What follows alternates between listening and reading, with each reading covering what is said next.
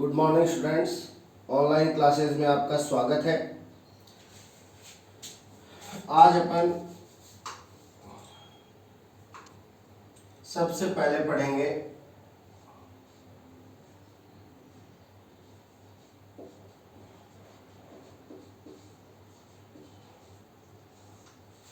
समस्थानिक। समस्थानिक को इंग्लिश में कहा जाता है आइसोटॉप। तो इसका ये नाम भी साथ में ध्यान में रखना है। कई बार ये नाम हिंदी में लिखा हुआ आ जाता है। आइसोटॉप से आप क्या समझते हैं? तो आइसोटॉप क्या होता है? समस्थानिक। अब देखिए समस्थानिक क्या होता है। देखिए यहां पे सम का मतलब समान और आगे स्थानिक यानी स्थान। अब परमाणु का आवर्त सारणी में स्थान कौन बताता है? परमाणु क्रमांक, है ना। ये कह रहा है समस्थानिक यानी स्थान क्या होगा? समान। और स्थान आवर्त सारणी में परमाणु का कौन बताता है? परमाणु क्रमांक बताता है। यानी समस्थानिक है वो एक ही तत्व के रूप होते हैं। समस्थानिक एक ही तत्व के रूप होते हैं जिनके परमाणु क्रमांक क्या है? समान है। यानी अब एक ही तत्व के रूप है तो उस तत्व का जितने भी रूप है उसके, तो उनका जो परमाणु क्रमांक है आवर्त सारणी में स्थान है वो क्या होगा? समान होगा। तो एक ही तत्व के रूप जिनके परमाणु क्रमांक समान होते हैं लेकिन द्रव्यमान संख्या क्या होती है? भिन्न भिन्न होती है।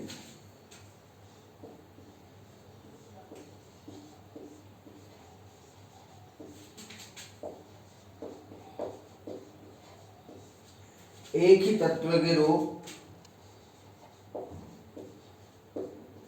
जिनके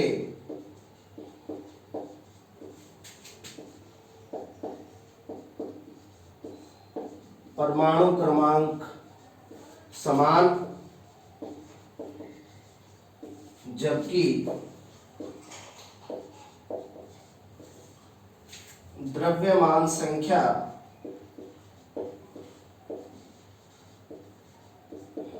भिन्न भिन्न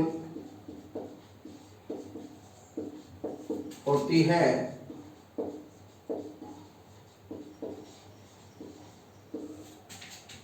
समस्थानिक कहलाते हैं। तो ये आपस में क्या कहलाएंगे? समस्थानिक कहलाएंगे। अब देखिए जैसे हाइड्रोजन है, हाइड्रोजन के 3 समस्थानिक होते हैं।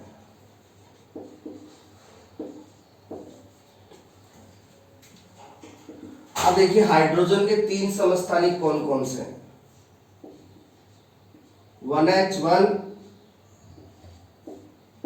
1H2 and 1H3। हाइड्रोजन का प्रतीक हो गया H, नीचे जो संख्या लिखी जाती है वो परमाणु क्रमांक, ऊपर जो संख्या लिखी जाती है वो द्रव्यमान संख्या। अब देखिए हाइड्रोजन है तो उसका परमाणु क्रमांक की हाइड्रोजन की रूप है। अब हाइड्रोजन की रूप है तो परमाणु क्रमांक क्या होगा? समान होगा। हाइड्रोजन आवर्त सारणी में 1 नंबर पे आता है, यानी इन सभी का स्थान यानी परमाणु क्रमांक क्या है? समान है। लेकिन ऊपर वाली संख्या किसको बताती है? द्रव्यमान संख्या को। तो देखिए इनकी द्रव्यमान संख्या क्या है? भिन्न भिन्न है। इसका 1, 2 और इसका 3 है ना। तो ये हाइड्रोजन के क्या है? समस्थानिक है। तो समस्थानिक है वो एक ही तत्व के रूप होते हैं। अब देखिए जो ये वाला समस्थानिक है हाइड्रोजन का, इसको 1p1 से भी शो करते हैं, इसको 1d2 से भी शो करते हैं और इसको 1t3 से भी शो करते हैं। अब P के आधार पर हाइड्रोजन के इस समस्थानिक को कहा जाता है प्रोटियम डी के आधार पे हाइड्रोजन के इस समस्थानिक को कहते हैं ड्यूटेरियम, और टी के आधार पर इस समस्थानिक को कहते हैं ट्राइटियम। तो ये हाइड्रोजन के 3 समस्थानिक होते हैं, प्रोटियम, ड्यूटेरियम और tritium. Protium 1p1, deuterium 1d2, tritium 1t3। ठीक है। अब देखिए इनमें अपन हाइड्रोजन के इन समस्थानिकों में न्यूट्रॉन की संख्या बताते हैं।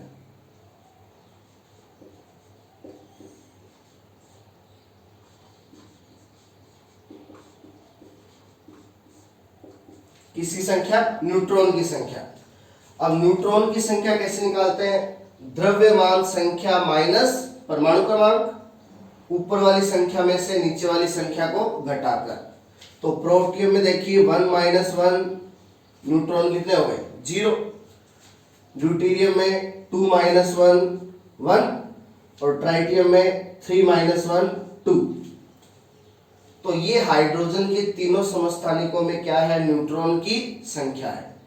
प्रोटियम में न्यूट्रॉन 0 होते हैं, प्रोटियम में 1, ड्यूटेरियम में 1 और ट्राइटियम में 2। तो ये हाइड्रोजन के 3 समस्थानिक हैं। इसी प्रकार कार्बन है। कार्बन के समस्थानिक इस प्रकार होते हैं, कार्बन 6 12, कार्बन 6 13, कार्बन 6 14। आप देख सकते हैं परमाणु क्रमांक समान है 6, क्योंकि ये कार्बन के रूप है, और द्रव्यमान संख्या भिन्न भिन्न है 12 13 और 14। तो ये कार्बन के क्या है? समस्थानिक। अब देखिए कार्बन का ये जो रूप है कार्बन 6 14, कार्बन के इस समस्थानिक का उपयोग जीवाश्मों की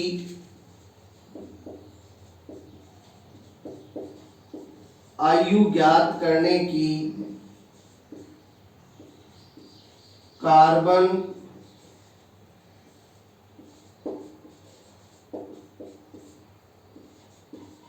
डेटिंग पद्धति में इसका यूज है वो किया जाता है। तो कार्बन 6 14 है, इसका उपयोग जीवाश्मों की आयु ज्ञात करने की कार्बन डेटिंग पद्धति में करते हैं।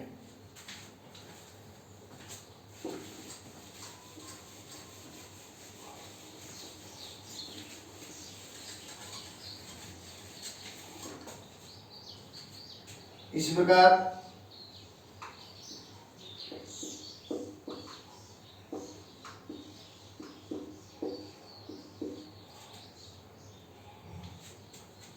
Sodium 11 23, sodium 11 24। ये सोडियम के समस्थानिक है, परमाणु क्रमांक समान है जबकि द्रव्यमान संख्या भिन्न भिन्न है। अब ये जो सोडियम का समस्थानिक है, अब देखिए ये जो समस्थानिक है इसका उपयोग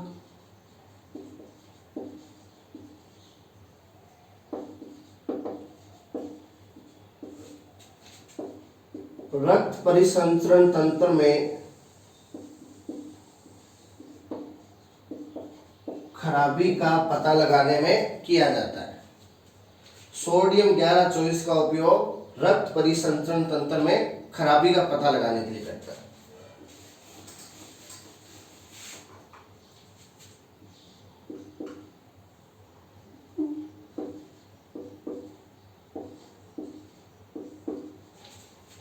ये ऑक्सीजन के समस्थानिक है, ऑक्सीजन 8 16, ऑक्सीजन 8 18।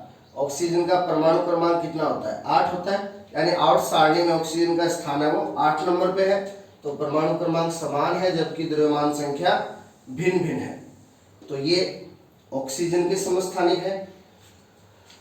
तो समस्थानिक इस प्रकार से एक ही तत्व के रूप होते हैं जिनके परमाणु क्रमांक समान जबकि द्रव्यमान संख्या भिन्न भिन्न होती है। अब देखिए जो समस्थानिक है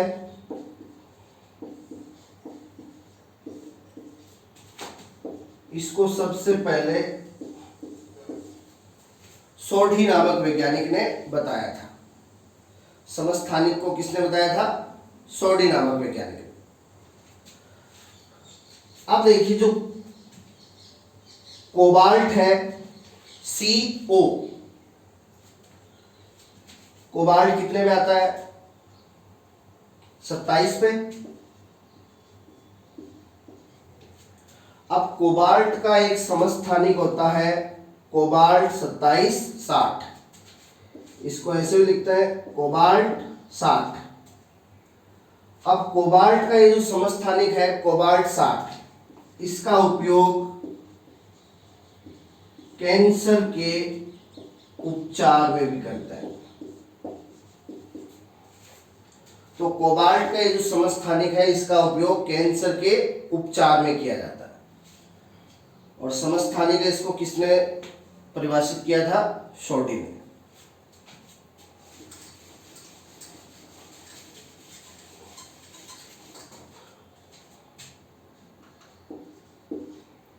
H2O, देखिए ये सूत्र है सामान्य जल का। ये सूत्र किसका है? सामान्य जल का।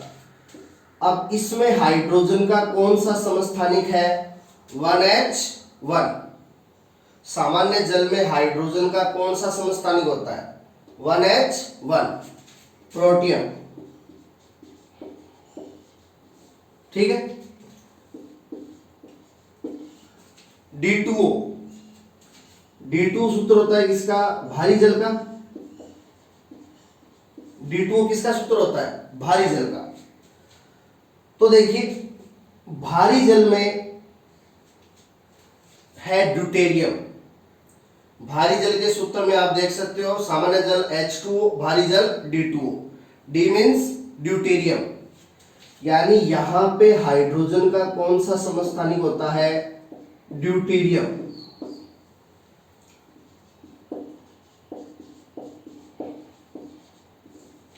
ठीक है।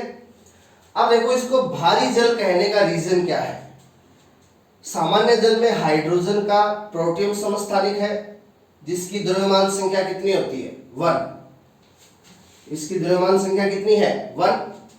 अब भारी जल में हाइड्रोजन का ड्यूटेरियम समस्थानिक है जिसकी द्रव्यमान संख्या कितनी होती है? 2, है ना। द्रव्यमान संख्या यानी परमाणु भार। तो इस समस्थानिक का जो भार है वो इससे ज्यादा है, तो इसलिए D2O को क्या कहा जाता है? भारी जल कहा जाता है। तो सामान्य जल में हाइड्रोजन का प्रोटियम समस्थानिक होता है 1H1 और भारी जल में हाइड्रोजन का ड्यूटेरियम समस्थानिक होता है 1D2, या कह सकते हो 1H2।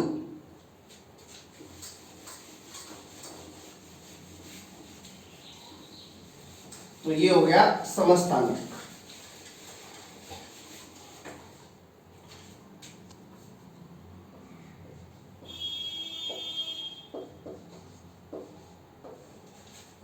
अब अपन करेंगे समभारिक। समभारिक को इंग्लिश में कहते हैं आइसोबार। समभारिक को इंग्लिश में क्या कहते हैं? आइसोबार कहते हैं। तो देखिए ये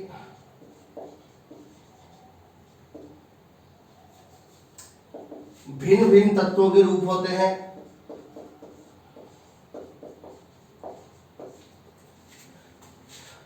समभारिक यानी जिनका भार क्या हो? समान हो। और परमाणु का भार अपन किससे बताते हैं? द्रव्यमान संख्या से, है ना।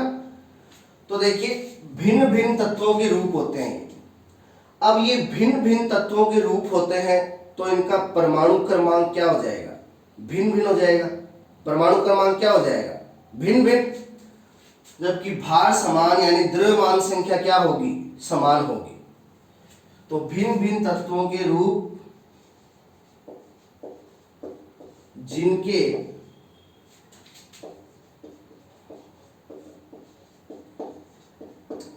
परमाणु क्रमांक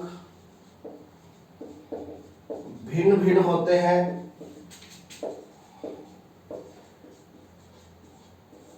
परंतु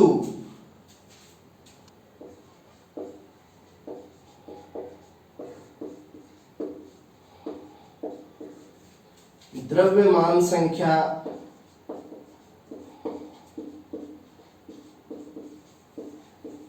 समान होती है।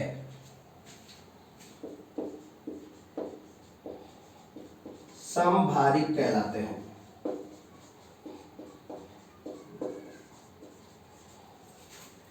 ठीक है, तो ये भिन्न भिन्न तत्वों के रूप होंगे, इसलिए इनके परमाणु क्रमांक भिन्न भिन्न, और ये समभारिक है यानी इनका परमाणु भार क्या होगा, समान होगा। परमाणु भार यानी द्रव्यमान संख्या, परंतु द्रव्यमान संख्या क्या होती है, समान होती है।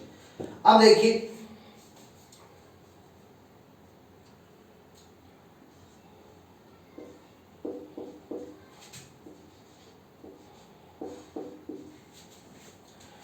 Carbon 614, nitrogen 714।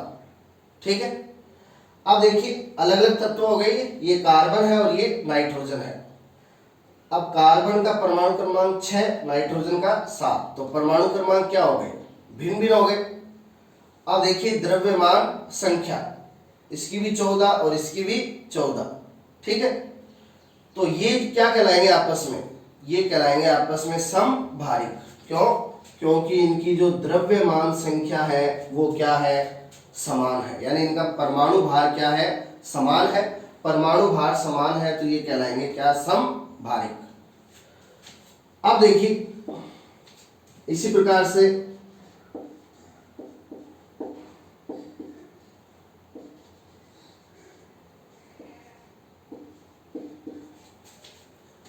सोडियम 11 24, मैग्नीशियम 12 24, इनका भी परमाणु क्रमांक भिन्न भिन्न है, द्रव्यमान संख्या समान है, तो ये भी क्या है, समभारिक है। इसी टाइप से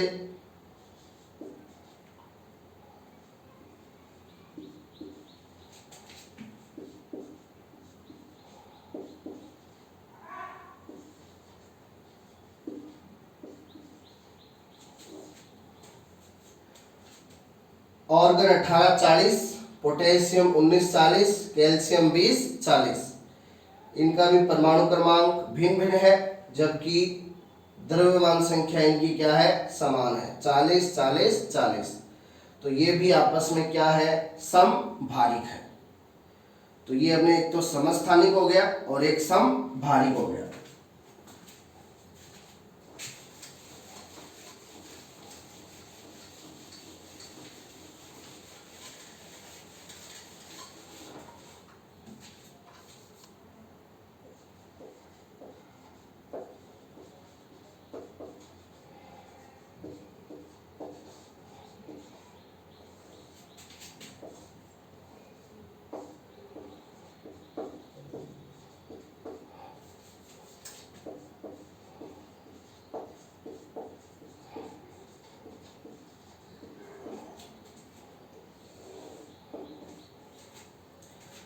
अब देखिए, अब अपन करेंगे सम इलेक्ट्रॉनिक, आइसो इलेक्ट्रॉनिक। अब सम इलेक्ट्रॉनिक मतलब जिनमें इलेक्ट्रॉन की संख्या क्या हो, समान हो।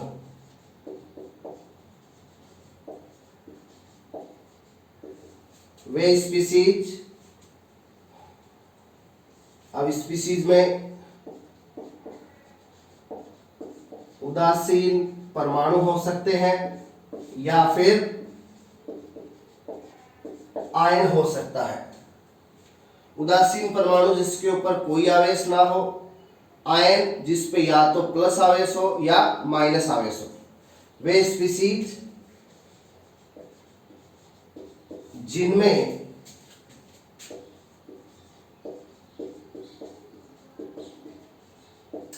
इलेक्ट्रॉन की संख्या समान होती है, तो वे स्पीसीज जिनमें इलेक्ट्रॉन की संख्या समान होती है वे आपस में क्या कहलाएंगी, सम इलेक्ट्रॉनिक कहलाएंगे। तो देखिए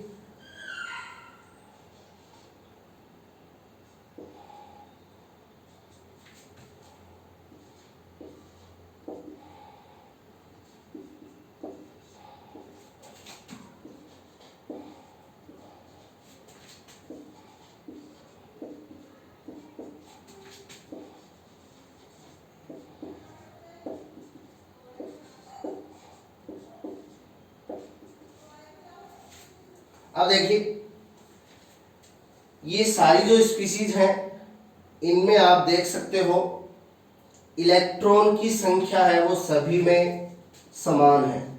इन सभी में 10 इलेक्ट्रॉन है। इन सभी में कितने इलेक्ट्रॉन है? 10 इलेक्ट्रॉन। इसलिए ये आपस में क्या कहलाएंगे? सम इलेक्ट्रॉनिक कहलाएंगे।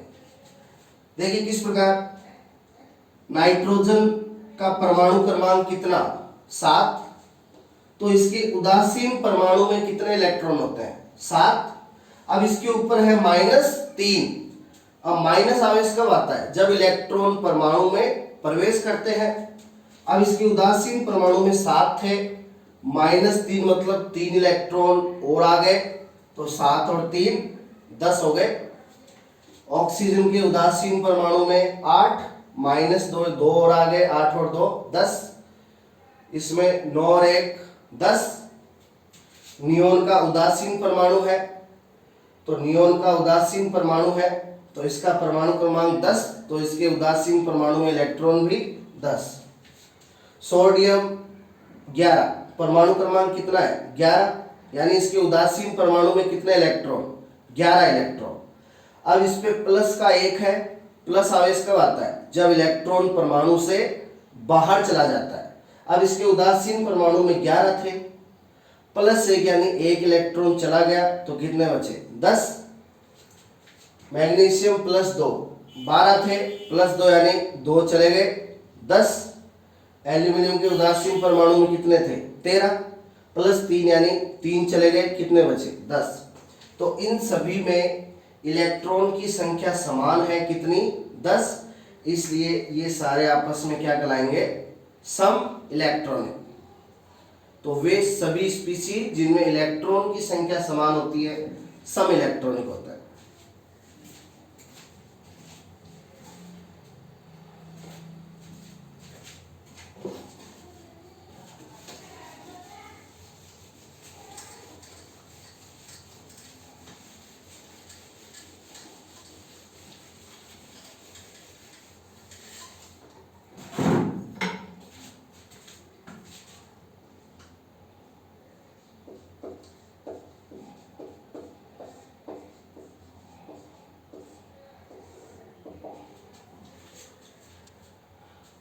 अब अपन करेंगे आइसोस्टर। अब देखिए आइसोस्टर क्या होते हैं?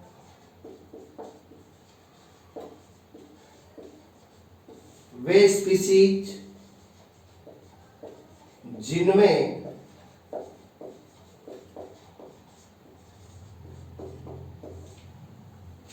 परमाणुओं की संख्या,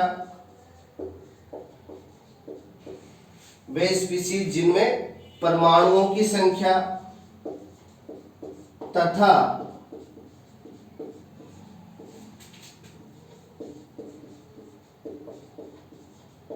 प्रोटॉन की संख्या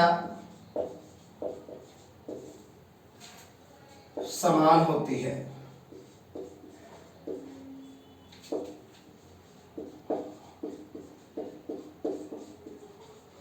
आइसोस्टर कहलाते हैं।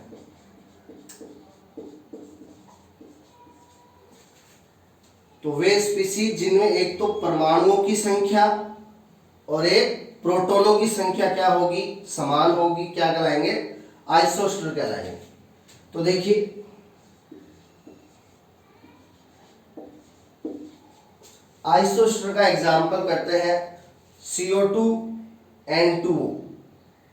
CO2 N2O। अब देखिए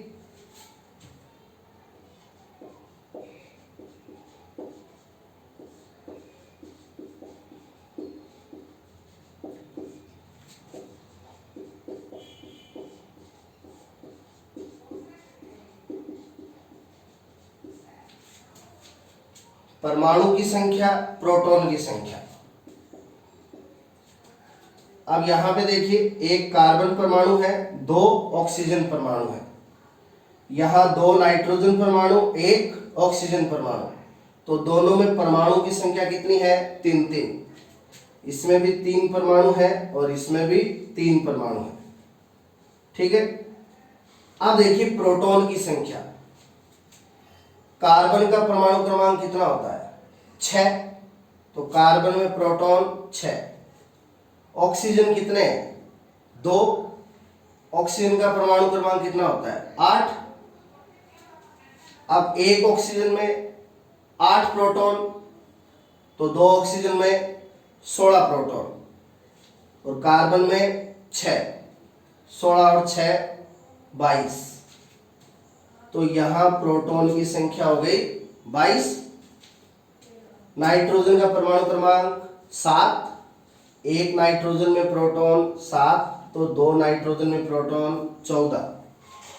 ऑक्सीजन का परमाणु क्रमांक 8, तो ऑक्सीजन में प्रोटॉन 8, तो 2 नाइट्रोजन में प्रोटॉन 14, एक ऑक्सीजन में 8, तो 14 और 8 कितने हो गए? 22।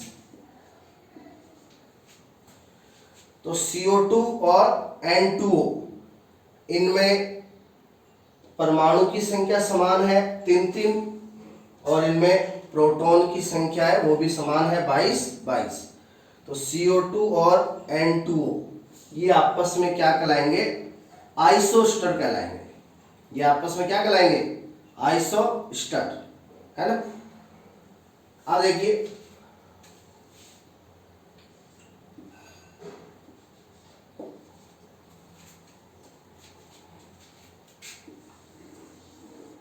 इसी प्रकार CON2, ठीक है, CO। अब देखिए,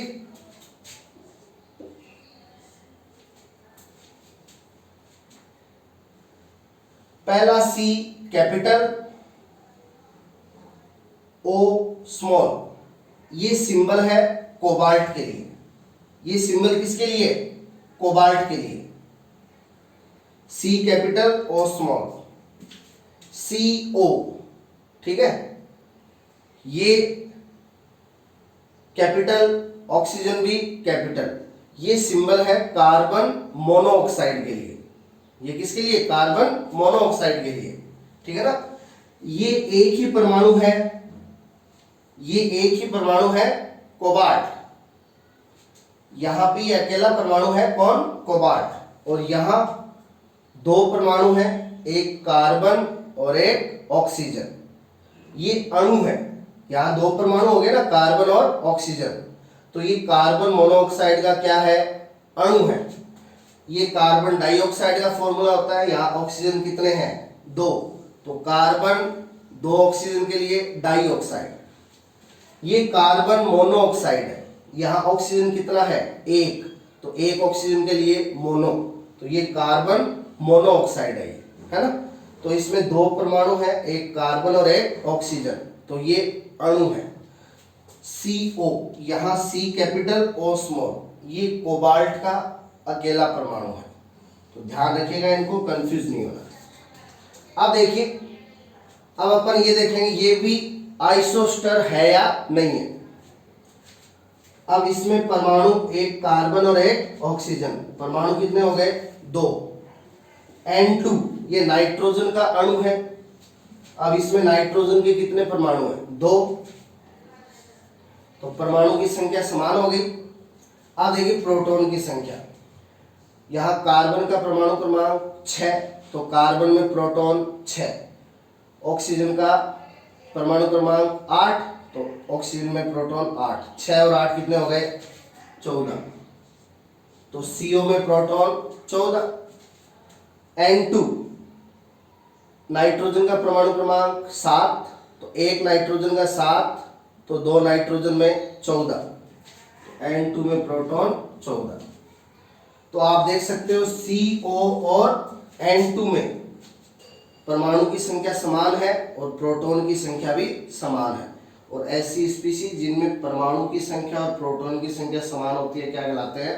आइसोस्टर कहलाते हैं, ठीक है। अब इसके आगे का अपन करेंगे नेक्स्ट क्लास में। Thank you.